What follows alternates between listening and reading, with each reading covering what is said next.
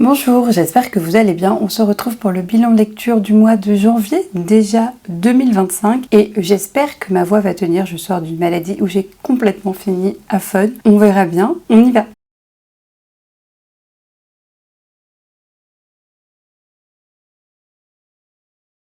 Alors commençons cette nouvelle vidéo bilan lecture, la première de l'année 2025, par faire un point sur les objectifs que j'avais énoncés dans une vidéo particulière. Je vous la remets ici, bref, je sais jamais, mais c'est pas grave. Et donc mon objectif c'était de découvrir une autrice de SFFF, de préférence francophone par mois, et je suis très contente parce que ce mois-ci j'ai découvert non pas une, mais deux autrices de SFFF. Je vous les présenterai au moment où je présenterai les livres lus en rapport, histoire de faire les choses un peu de manière cohérente. Mais bref, ce premier challenge du coup de l'année 2025 débute plutôt bien et j'en suis très contente. Mon deuxième challenge annuel, c'était de lire à peu près un essai par mois. Et là, comme pour les autrices, où l'idée c'était d'être flexible sur l'organisation, d'avoir un truc moins rigide pour avoir moins de pression. Et j'avais beaucoup parlé de la pression des challenges sur YouTube et donc dans cette fameuse vidéo objectif 2025. Et l'idée c'est d'en lire 12 dans l'année. Si je veux en lire 4 un mois, je peux le faire. Voilà, c'est pas forcément d'en lire un par mois de manière rigide, mais de les lisser pour qu'à la fin de l'année, j'en ai lu 12 et un petit peu dégommer les essais que j'aime vraiment beaucoup. Et sachez que je me suis retenue d'acheter des essais. Bref, j'ai donc lu un essai ce mois-ci et je suis très contente. De la même manière et avec le même principe de fonctionnement, je veux lire une relique de ma palle par mois en moyenne et là c'est un flop. Relique pour moi, c'est les livres qui sont arrivés dans ma pile à lire avant la fin du premier semestre 2024. Donc tous les livres que j'ai eus avant 2024 et les livres arrivés sur les 6 premiers mois. Je sais pas exactement combien de livres ça fait. Je sais que Lucie nous prépare un challenge pour dégommer cette partie-là, ma foi, très rigide de notre palle. Donc j'attends de voir. Mais force est de constater que j'en ai pas lu ce mois-ci. C'est pas très grave, encore une fois. L'objectif, c'est d'en lire 12 dans l'année et de les lisser.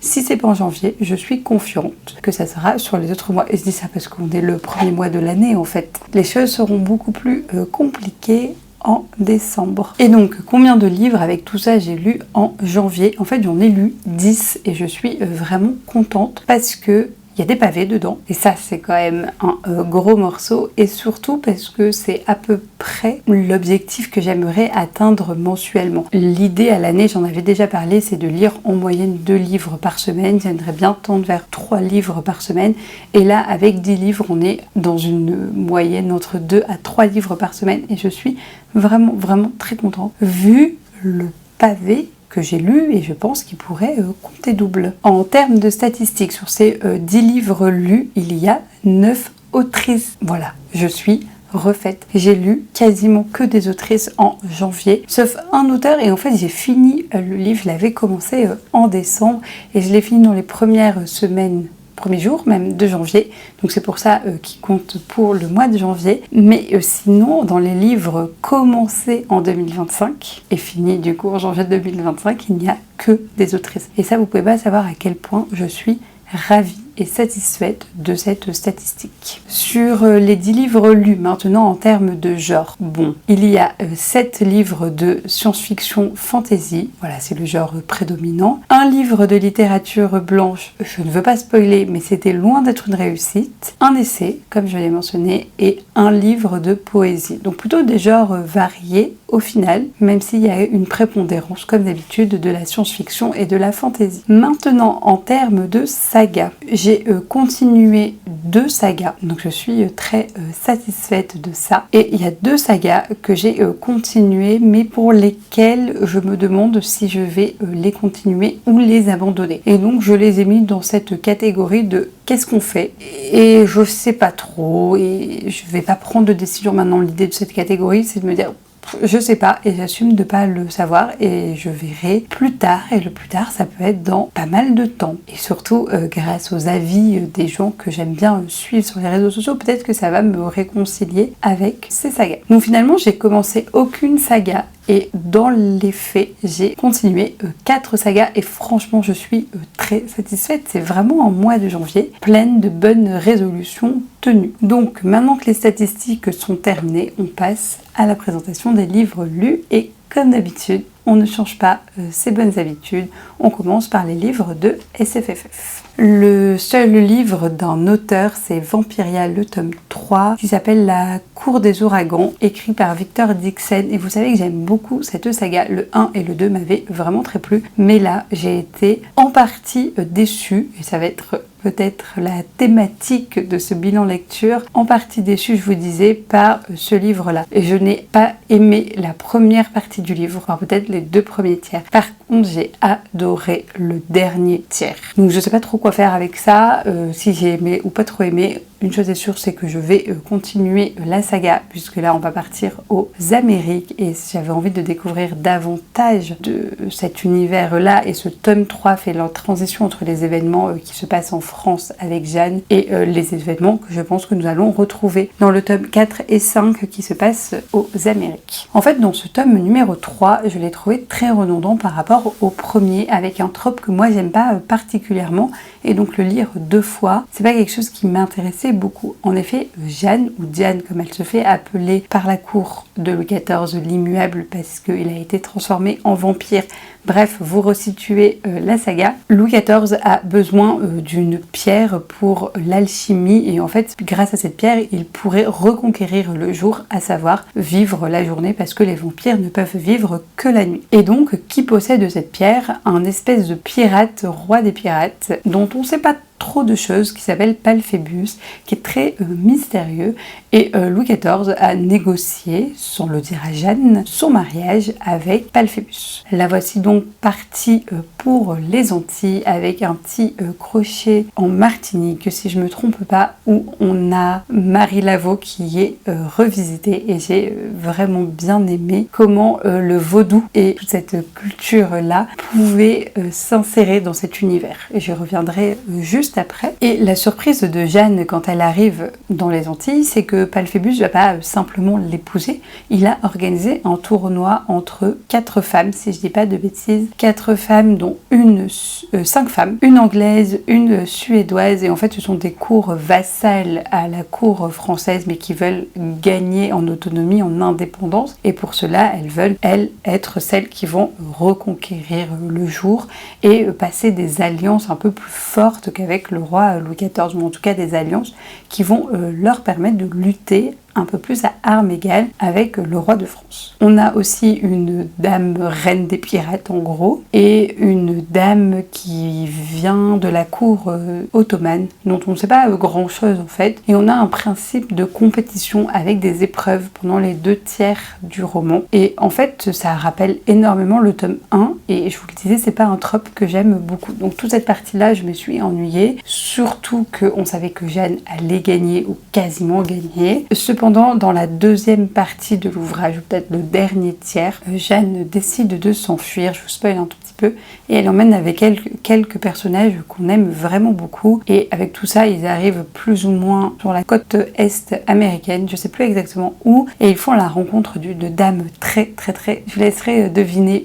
qui. Dans cette dernière partie de l'ouvrage, on retrouve tout ce que j'aime dans cette saga, à savoir un univers foisonnant, hyper bien écrit, avec plein de clins d'œil à des faits historiques, surtout une recherche de world building et d'intrigue pour nos personnages qui tient la route avec des vrais thèmes de société. Là, on a au centre de ce récit des discussions entre nos protagonistes sur la justice et qu'est-ce que c'est que la justice sociale, avec la question de l'esclavage, de la colonisation, qui vient donner de l'épaisseur à la fronde dont Jeanne est une des figures clés. Et en fait, je trouve qu'en filigrane, on a la question des révoltes du mouvement, peut-être que c'est moi qui fabule un petit peu, mais en tout cas, je le vois comme ça, des mouvements ouvriers, et la question du racisme qui a longtemps été, dans les mouvements ouvriers ou féministes, mis de côté, et donc qui est ramené ici par un des personnages dont j'ai oublié le nom. Et du coup, je trouve que ça donne de l'épaisseur, ça donne cette nécessité d'intersection entre les variables,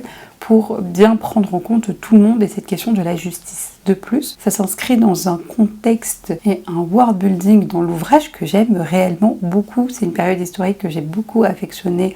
Enfants et ados, on a tous été bercés avec des livres comme Les Colombes du Roi Soleil par exemple, et du coup je trouve que ça nous ramène à quelque chose d'assez nostalgique, mais en étant bien fait pour le coup et critique de ce qu'on pourrait lire. Donc vraiment j'ai beaucoup aimé, surtout que ça préfigure les événements qui vont se passer en Amérique et que j'ai très hâte d'en découvrir davantage sur cet univers. Et quelque chose dont j'avais peut-être très peu mentionné dans mes autres points lecture sur le tome 1 et le tome 2, en fait à chaque fois le livre quasiment se termine sur une partie un petit peu étrange où en fait Jeanne rêve d'une, on va dire rêver, mais c'est pas exactement ça, du monde actuel, de notre monde et de ce qui se serait passé si on n'avait pas transformé Louis XIV en vampire immuable. Et là on a des réponses à ça et les réponses m'ont scotché. J'ai vraiment trop aimé et vraiment cette saga, ce world building, ces intrigues sont vraiment incroyables et j'ai très hâte de la continuer. Je fais juste une pause parce que je les ai enchaînées et comme j'ai été déçue un petit peu des 2 premiers tiers de l'ouvrage, j'ai envie d'y retourner en étant 100% disponible pour cette saga. Mais c'était une très bonne lecture, ceci dit. Je continue avec les livres audio que j'ai écoutés en janvier. J'ai écouté le tome 7 et le tome 8, oui, des Aventuriers de la mer de Robin Hobb, et sachez qu'il me reste que le tome 9 que je viens à peine de commencer qui va clôturer cet arc narratif des Aventuriers de la mer. Et autant j'ai adoré l'intégrale numéro 2, donc le tome 4, 5 et 6, autant j'ai détesté les 3 premiers tomes, la première intégrale, ça je l'ai déjà dit, et j'en attendais beaucoup de cette dernière intégrale parce que j'avais énormément de questions, des questions liées à l'arc narratif, aux arcs narratifs des Aventuriers de la mer, mais aussi à ceux de l'Assassin Royal, et en fait j'ai été un petit peu déçue. Je trouve dans ce tome 7 et 8 qu'il y a un problème de rythme. Les événements que j'avais bien aimés dans la fin de la deuxième intégrale, à savoir tous ces événements géopolitiques terribles qui est à feu et à sang entre les nouveaux marchands, les anciens marchands et les querelles qui sont amplifiées par la disparition de l'empereur, une dame qui arrive à Terryville et qui représente l'empereur, les dissensions au sein de l'empire et donc de Jamilia sur la question de l'esclavage, et aussi les négociations qui se font entre la famille Vestrit qui va représenter une certaine forme de famille et de marchands de Terryville avec le désert des pluies et notamment ce qui se passe entre Malta, Rennes et Selden et les révélations sur les dragons. En fait, on avait une explosion d'intrigues dont j'attendais les dénouements avec impatience et ça s'est clôturé dans le tome 7 hyper rapidement et j'ai été déçue parce que pour moi c'était ça le cœur de ce qui m'intéressait. Alors oui, il y a des révélations que j'ai pas vu venir, notamment sur les Vives-Nefs, les serpents, etc. Sur Kenit, ça je m'en suis vraiment toujours pas remise, mais j'ai trouvé qu'il y avait un problème de rythme et je suis un petit peu déçue parce que je trouve qu'elle aurait gagné à davantage développer ça, peut-être réduire l'intégrale 1, moins faire cette longue présentation des personnages et qu'on soit plus rapidement dans l'intrigue, dans ces tensions géopolitiques. En tout cas, moi, c'est des choses qui m'intéressent vraiment beaucoup et là, j'ai trouvé que c'était trop rapide.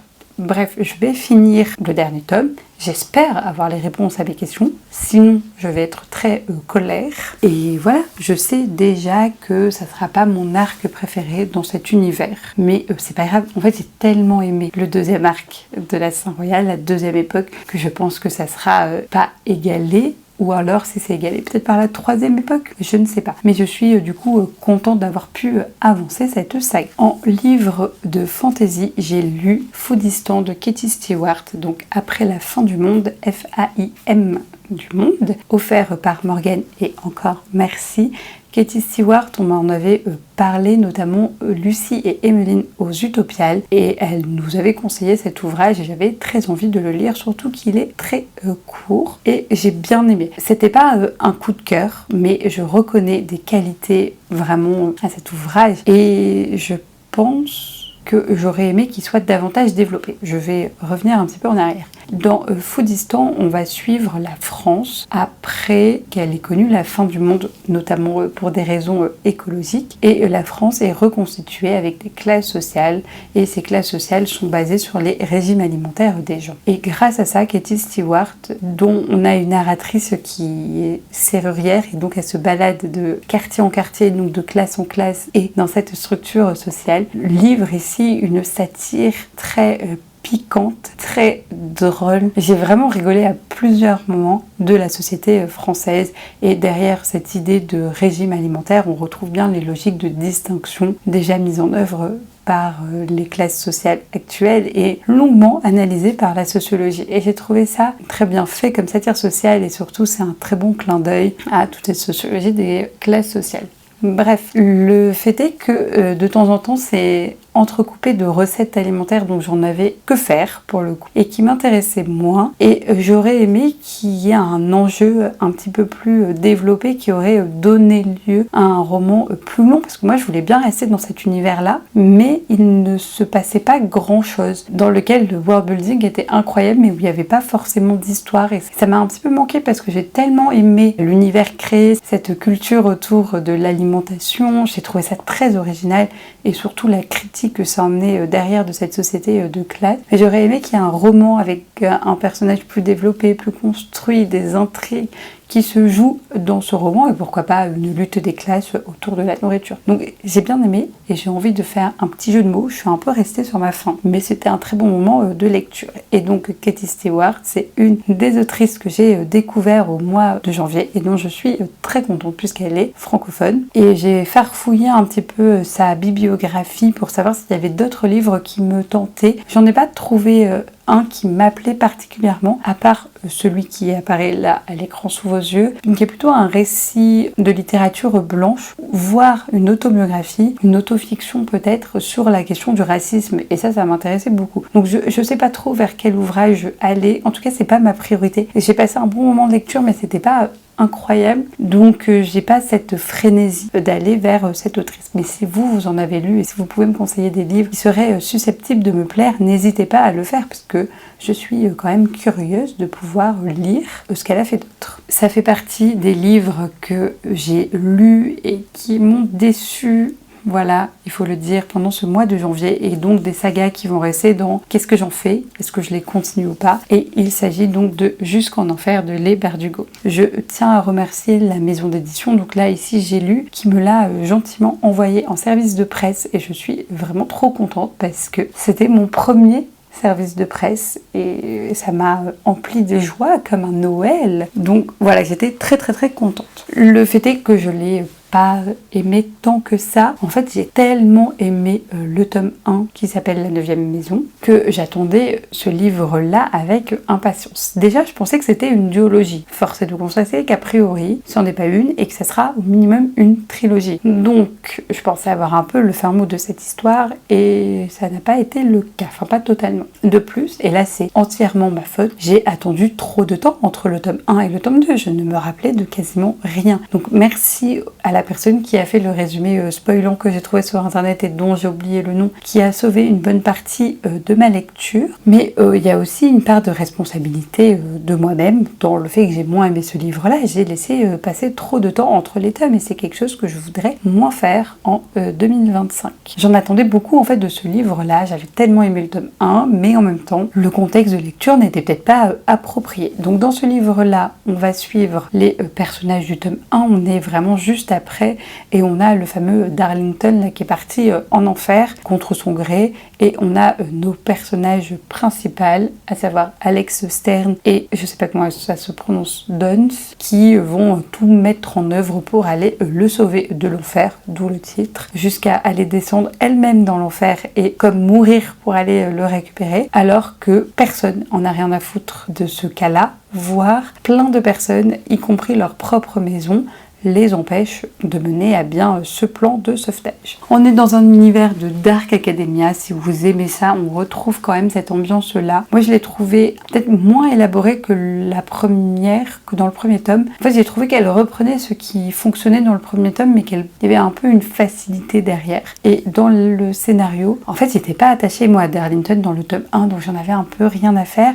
Alex Stern m'intéressait bien comme personnage dans le tome 1, mais là je trouve que son histoire est redondante. En fait j'ai eu l'impression de lire le tome 1, ce qui fonctionnait dans le tome 1, mais un peu réécrit, avec une vibes quand même très charmed. Voilà, vous les avez charmed pour les intimes. J'ai pas passé un mauvais moment de lecture, mais du coup le rythme était trop long. Pour ce qui me plaisait, il y avait bien 200 pages que j'aurais enlevées. Donc c'était sympa, mais sans plus. Et donc, la fin laisse largement penser au tome 3 et à ce qui va se passer dedans. Je sais pas trop si je vais lire ce tome 3, parce qu'en fait, il y a des choses qui m'ont plu dedans. L'ambiance Dark Academia, le personnage d'Alex, j'aime bien ce système de magie quand même aussi. Mais est-ce que j'ai envie de me recoltiner quasiment 600 pages? Je ne sais pas. Et en même temps, c'était sympa. Je ne sais pas. Voilà, vous comprenez mieux un petit peu le titre de cette catégorie de saga. Et la deuxième saga qu'il y a dans cette catégorie, c'est sans surprise Un jour de nuit tombé de Samantha Shannon. Je ne vais pas du tout épiloguer dessus. Le vlog fait 1 heure dans lequel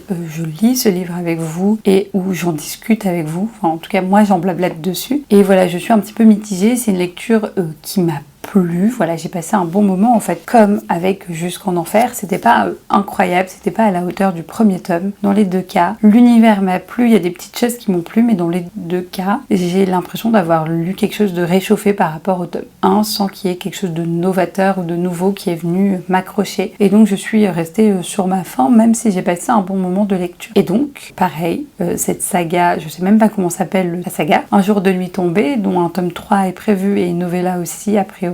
Je sais pas si je vais continuer ou pas. Et donc on arrive au dernier livre de SFFF que j'ai lu, que je viens juste de terminer hier soir. Il s'agit donc des Chants de la Lune de Catherine Dufour, qui est une autrice aussi française, donc je suis contente, deuxième autrice que j'ai découvert en SFFF francophone ce mois-ci. Pareil, bon moment de lecture, mais sans plus. Je vous ai dit, hein, c'est quand même le thème de ce mois de lecture. J'ai pas eu de coup de cœur, j'ai pas eu de lecture incroyable. On va suivre la population qui vit sur la Lune depuis assez longtemps, plusieurs générations, et nous on va suivre. C'est pas trop dit, mais c'est pas une humaine qu'on suit, c'est pas forcément un robot, mais un petit peu quand même. Enfin voilà, on sait pas trop, et on va suivre un petit peu sa vie. Et au début, elle est fermière, elle gère en tant que biologiste un dôme de végétation dans lequel les humains ne vivent pas, mais où elle a fonction de préserver les plantes. Les humains vivent dans des tunnels de lave sur la Lune, donc en fait un peu sous terre, et ils viennent de temps en temps dans ce jardin-là pour voilà, leur bien-être, admirer la vue, voir de la verdure, voir des couleurs, et aussi ce dôme-là a pour fonction de les nourrir, si j'ai bien tout compris. Et en fait, progressivement, notre narratrice va être mise en contact avec des personnages secondaires, dont une petite fille, et ça va bouleverser ses conceptions du monde. Et en même temps, je ne sais pas si je peux dire ça, si c'est un robot, mais en tout cas, voilà, sa manière d'être, de penser, notamment aussi parce qu'on va lui demander de rédiger des rapports moins protocolaires, moins scientifiques, mais de les développer dans une sorte de prose. Et donc tous ces facteurs-là vont faire que nous, on va suivre, et pour moi, c'est un peu l'objet de ce livre-là, la transformation de ce personnage qui peut être un peu, qui me fait penser un peu à une intelligence artificielle au début, évoluer vers une sorte d'humanité ou de personne humaine. Et sur ce chemin-là, elle va rencontrer différents personnages secondaires qui ont tous des destins tragiques, plus tragiques les uns que les autres, et c'est ces rencontres-là qui vont faire qu'elle va évoluer. Et donc c'est un très beau message, je trouve, de montrer et de raconter comment l'évolution se fait en côtoyant d'autres personnes, et que ces influences multiples forment l'identité que nous abordons. Donc ça, j'ai vraiment bien aimé en termes de message. J'ai aussi beaucoup aimé, il y a un suspense autour des mini-colas, je crois que ça s'appelle comme ça, des sortes de, dans ma tête, c'est des sortes de méduses qui se développent hyper vite et qui pourraient mettre en danger la survie de l'humanité sur la Lune. Mais personne n'en a rien à foutre que notre narratrice envoie des rapports plus alarmistes les uns que les autres à sa hiérarchie. Personne lui répond. personne ne fait rien et on a un peu envie de savoir pourquoi. Et pareil, il y a un deuxième suspense autour d'une fièvre, de la fièvre aspic qui tue la population. Et pareil, on ne sait pas trop pourquoi, comment, s'il y a un remède, etc. Et ça, c'est un peu ce qui m'a plu et en même temps ce qui m'a un peu manqué dans ce livre-là. C'est qu'en fait, il y a quand même une dimension politique derrière et c'est ce que notre narratrice va découvrir au fur et à mesure de sa transformation et de ses évolutions. Ce qui va la faire bugger, ce qui va la faire changer, ce qui va la faire réfléchir. Et j'aurais bien aimé en fait qu'il y ait davantage de développement autour de ces points politique. Encore une fois, c'est quelque chose que j'aime beaucoup. Et moins des descriptions en long, en large, en travers des plantes et de comment prendre soin des plantes. Au bout des 50 premières pages, j'en avais déjà marre. J'avais l'impression de lire un cours de jardinage, de biologie, voilà. Et ça m'intéressait pas trop. En plus, j'y connaissais rien. Je sais même pas si c'était suffisamment vulgarisé pour des personnes qui s'y connaissaient et qui aimaient bien. Voilà, j'aurais enlevé tous ces passages-là, je les aurais un petit peu écumés pour davantage mettre de place à la politique parce que franchement, il y avait de quoi faire. Et j'ai passé un bon moment de lecture, il y avait quelques passages un peu lents, à des longueurs, notamment sur les passages sur la biologie. Mais dans l'ensemble, j'ai passé un chouette moment de lecture. Et donc, l'autrice, je suis allée également farfouiller sa bibliographie et j'ai trouvé un livre pour le coup qui m'intrigue beaucoup, que vous voyez à l'écran, qui est un thriller, en tout cas c'est écrit comme ça sur Babelio, un thriller fantastique, fantasy, d'une maison où on demande à quelqu'un d'aller enquêter et il se passe des trucs mystérieux, mais c'est pas juste du gothique mystérieux fantastique, a priori il y aurait une touche de fantasy, donc à voir, pourquoi pas. Comme Katie Stewart, ça fait pas partie de mes priorités pour l'année 2025, mais continuer d'explorer pourquoi pas la bibliographie de cette autrice qui est assez foisonnante. J'ai vu qu'à plein de moments, elle était comparée, ce qui n'était pas trop le cas, j'ai trouvé dans celui-ci, à Terry Pratchett pour l'humour. Là, il y a quelques petites phrases assez marrantes, mais ça reste très ponctuel et surtout justifié, je trouve, par la manière dont la narratrice s'exprime. Mais du coup, comme j'ai pas du tout accroché à Terry Pratchett, c'était pas un argument qui m'a séduit et plutôt au contraire qui m'a moins donné envie d'aller creuser. Donc pareil, si vous avez lu des livres de cette autrice et des livres dont vous pensez qu'ils peuvent me plaire, n'hésitez pas à me les indiquer en commentaire parce que franchement, pourquoi pas continuer à découvrir cette autrice. Et donc, on passe à la littérature blanche, poésie, essai, puisqu'il y en a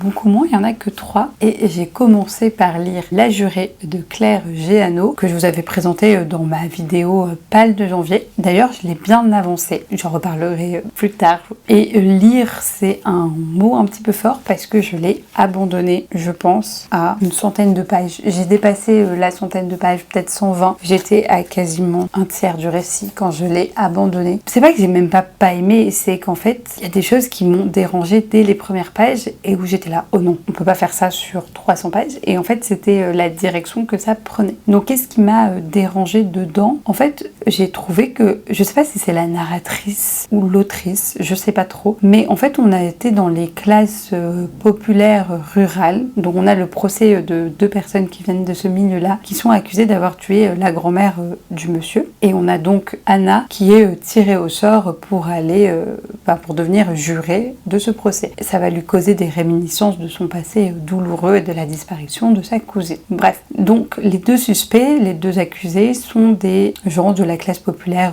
rurale, blanche, française. Cependant, j'ai trouvé que la manière de raconter cette histoire-là était assez problématique. On avait un regard très urbain, un regard très classiste en fait sur ces personnes-là et que ça tenait pas la route sociologiquement. C'était pas crédible la manière dont on décrivait ces classes populaires-là et en plus elles étaient décrites avec un misérabilisme criant, un regard très classiste et en fait ça a été insupportable pour moi à la lecture. J'ai trouvé que tout était en plus blanchéisé, m'a semblé très problématique. Donc ça c'était mon ressenti et en plus l'histoire m'intéressait pas plus que ça du procès. J'en avais rien à faire de savoir si c'était coupable ou pas. L'histoire par contre d'Anna m'intéressait, cette disparition de la cousine m'intéressait, mais en fait c'était écrit de manière à ce qu'il y ait du suspense pour nous faire continuer à lire. Ça se voyait, enfin j'avais vraiment l'impression que c'était fait en se disant comme ça le lecteur ou la lectrice va continuer à lire, mais je trouvais ça gros comme ficelle, enfin on voyait beaucoup trop les ficelles pour moi, donc j'ai préféré l'abandonner. Et Meline, avec qui je le lisais en lecture commune et encore une fois désolée du choix de cette LC qui n'a pas été une franche réussite, loin de là, m'a fait des audios pour me raconter ce qui se passait et ça m'a confirmé sur le fait que j'ai bien fait d'arrêter, que ce livre était absolument pas pour moi. Mais du coup je suis un peu embêtée parce que vu ce que je dis sur ce livre-là, je peux pas le mettre en boîte à livres ni le vendre. Enfin vraiment ça m'a dérangée et je veux pas forcément que quelqu'un d'autre lise ça. Mais en même temps j'ai vu qu'il avait énormément plu sur les réseaux sociaux. Donc je sais pas trop, à discuter peut-être avec des personnes qui l'ont bien aimé. On continue sur la poésie, je vous en avais parlé dans mon tag de Noël en cadeau magnifique. Donc c'est Je serai le feu de Digli où elle va créer une anthologie de poétesses plus ou moins oubliées dans l'histoire littéraire et elle va illustrer par des portraits, des dessins ces poétesses. Voilà par exemple un dessin, c'est vraiment toujours très magnifique ce que fait Digli. Et donc j'ai mis beaucoup de temps à le lire, tout le mois de décembre et une partie du mois de janvier parce que je l'ai vraiment picoré. J'ai bien aimé cette lecture, il y a des poétesses qui m'ont évidemment plus ou moins touché que d'autres. Mais ce que j'en retiens, étrangement, c'est pas forcément des poétesses particulières, même si j'ai noté des noms pour aller creuser. Mais c'est plutôt cette anthologie et les choix qu'a fait Digli, les regroupements, les poétesses qu'elle choisit, les moments, parce qu'elle crée leur biographie, donc les moments qu'elle choisit de faire ressortir de leur biographie. Et c'est plutôt tous ces choix-là qui m'ont beaucoup intéressée et j'avais l'impression de me balader dans une histoire sans qu'elle soit chronologique, des courants au pluriel de la littérature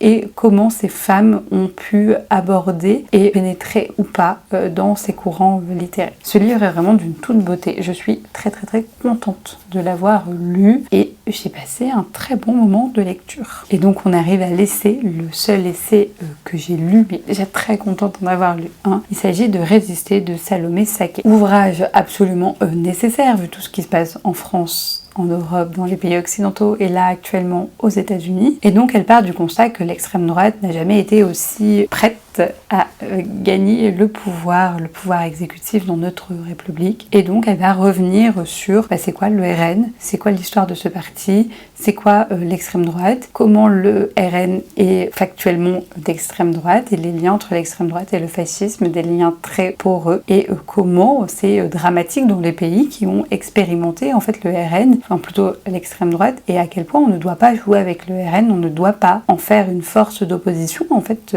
elle montre à quel point ça va être catastrophique et dangereux pour tout le monde dans notre société. Et je suis pas très longue là-dessus parce que le livre fait 110 pages et ça, c'est donc la moitié de l'ouvrage. C'est 70 pages, donc je vous laisserai découvrir plus en détail, mais vraiment, cette première partie de l'ouvrage est fondamentale pour toutes les personnes qui seraient tentées par l'extrême droite, par des personnes qui peuvent changer d'avis, mais aussi à mettre entre les mains des jeunes parce que c'est eux et elles qui vont voter aussi demain.